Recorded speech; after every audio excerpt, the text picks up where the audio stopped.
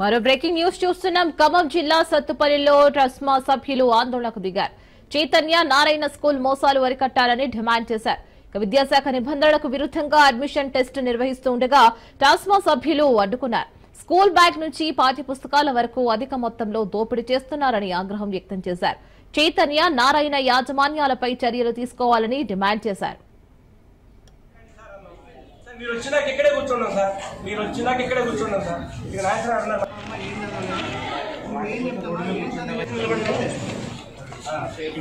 వాడు ముందే ప్రిపేర్ చేస్తారు. అరే వీడు ప్రిపేర్ అయిపోతాడు. మా పిల్లగాడికి పేపర్ అంటే తెలియదు. వాడు ఆన్సర్లు చెప్తే వీడు చెప్పలేదు. చూసారా మా స్కూల్ పిల్లగాడు ఎరగదీస్తుండు, మీ స్కూల్ పిల్లగాడికి ఏమి రాదని బదనాలు చేస్తారు.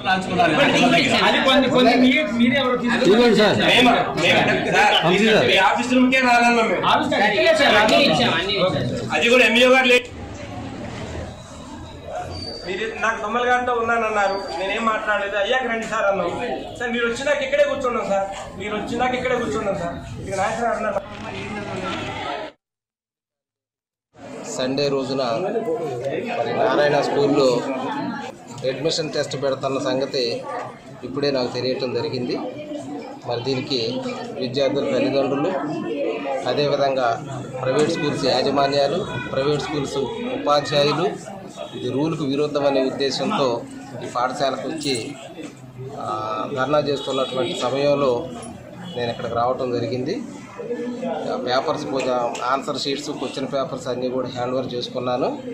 ఇది ఉన్నతాధికారులకు తెలియజేసి తప్పకుండా చర్యలు తీసుకోవటం కోసం వారి యొక్క ఆజ్ఞాపన ప్రకారం, వారి ఏ ఆదేశాల ప్రకారం మేము చర్యలు తీసుకోవటం అనేది జరిగింది. పెట్టి ఆన్సర్ చెప్తుంటే మళ్ళీ కన్ఫ్యూజ్ చేస్తున్నారు. తికమక చేసేసేసి మొత్తం మీద ఏమీ చెప్తాని ఎదవం చేసేస్తే వీళ్ళు టీచర్ల ముందే మా పిల్లలు నా పేరెంట్స్ సాగుకొట్టడు కొట్టాడు. ఆ స్కూల్కి వచ్చేసి టీచర్లను తిట్టాడు. అంటే వీళ్ళు చేసినటువంటి ఎదవ పనుల వల్ల పిల్లలు అనవసరంగా నష్టపోతున్నారు, టీచర్స్ నష్టపోతున్నారు, బ్లేమింగ్ చేస్తున్నారు. వీళ్ళకి పేపర్లు అవుట్ చేయడం, తర్వాత పిల్లగాళ్ళను కొనుక్కోవడం, క్లాసులు చెప్పే పని లేదు, పిల్లగాళ్ళను గదిలో పెట్టడం. ఒక టీచర్కి ఒక పీరియడ్ కనుక లేజర్ ఉంటే ఆ లేజర్కి తోడు ఇంకొక 2 పీరియడ్లు పిల్లగాళ్ళను గదిలో పెట్టేసేసి ఉదయం నుంచి సాయంత్రం దాకా ఎండ లేదు, వాన లేదు, రాత్రి లేదు, కాంప్లిమెంట్ చెప్పటం.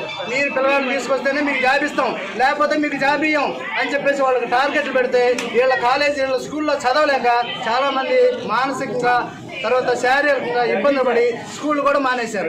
చివరికి ప్రిన్సిపల్స్ మీద కూడా ఇదే టార్గెట్లు ఉంటాయి. 6 నెలలకు ప్రిన్సిపల్ వస్తాడు, 6 నెలలకు టీచర్ ఉంటాడు. ఇది ఈ కార్పొరేట్ స్కూల్ యొక్క చరిత్ర.